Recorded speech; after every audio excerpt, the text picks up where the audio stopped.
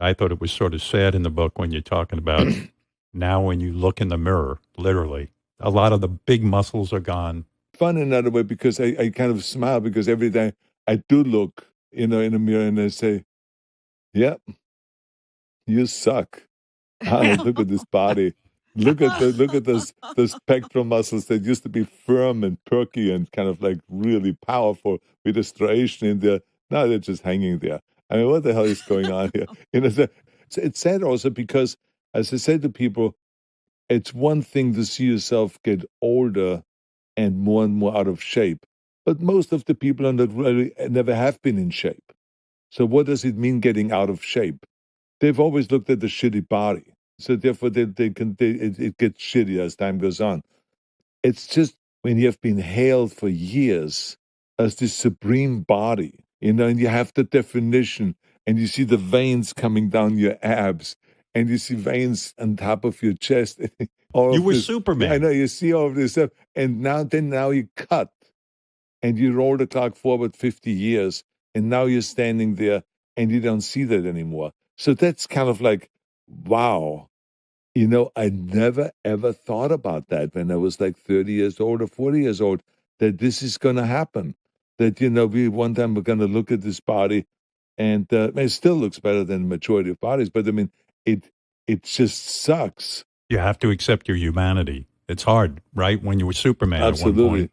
But you stay always lean. I'm always amazed about how lean you stay. You don't gain any weight. You just stay lean. But this is smart. You can only live longer and healthier if you're lean. Like I eat only 2 meals a day.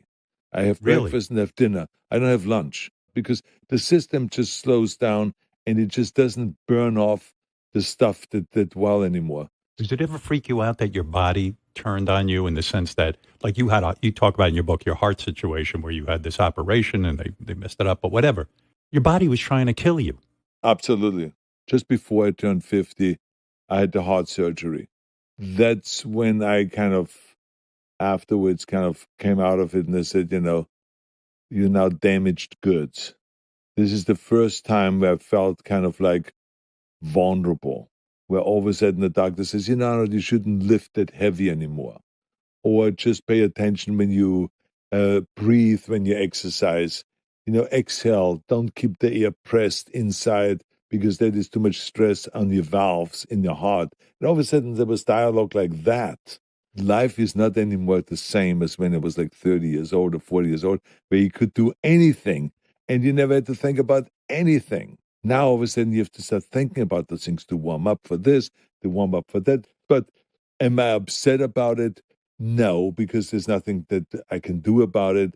I just feel like as those challenges come my way, I take them on, because it's the only choice we have. The bottom line is I'm 76 years old. I'm full of energy. I'm full of enthusiasm.